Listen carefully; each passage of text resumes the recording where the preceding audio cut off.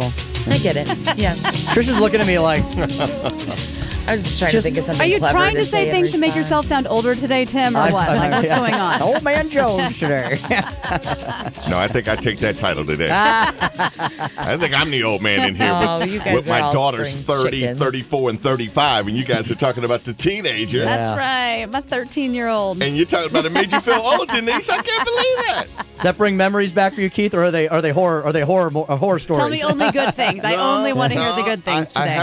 I have to say, I've been tremendously blessed. My girls were as good as outside of the sassy and the kind of like back talk. That comes with they've being a already mastered teenager. that. So they've that, mastered that. Yeah. But they were easy breezy. Oh, good. Yeah. Are they in St. Louis, Keith, or are they somewhere else? No. So my youngest daughter is in Houston, and then my 34-year-old, the one that I think I shared with you, just got her PhD from The Ohio State University. She's in Columbus, and she runs some program for the Children's Hospital. PhD. Yeah. So she Nice. takes after her mom. Exactly. No, serious.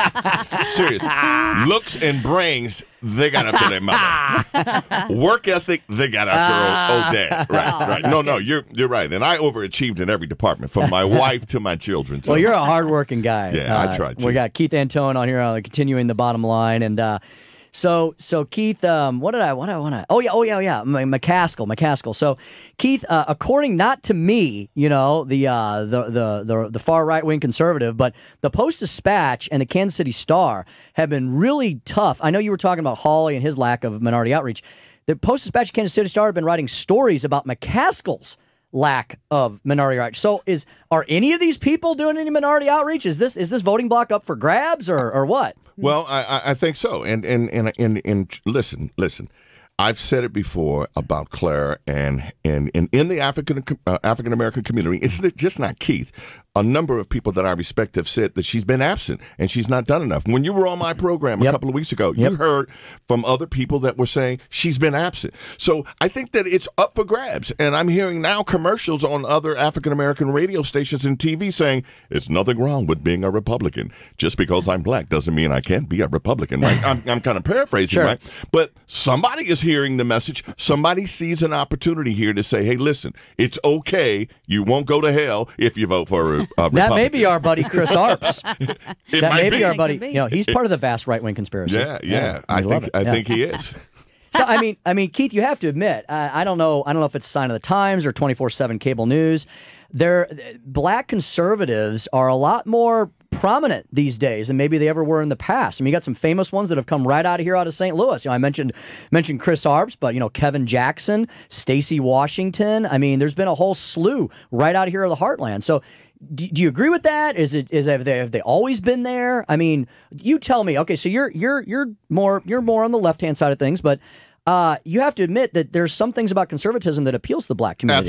Absolutely. And I think that we're not a monolithic people. And I think that in order for us to get something, we better be at every table. I always say, if you're not at the table, you're on the menu. So we need black conservatives. We need black liberals, and then we need black independents. We need all of that. I mean, at the end of the day, in order for us, a minority in this country, 13%, to get something, we better be sitting at every table. I'm not one of those that attack African Americans for being Republicans and call them, all types of names and all. Hey, I think we all need to be at different tables so we can make sure that we get something. Well, Keith, we got less than a minute left, so tell folks how can you're going to be on the Dave Glover Show tomorrow on the Think Tank. Yep, 5 o'clock. You're on with Mark Cox quite a bit here.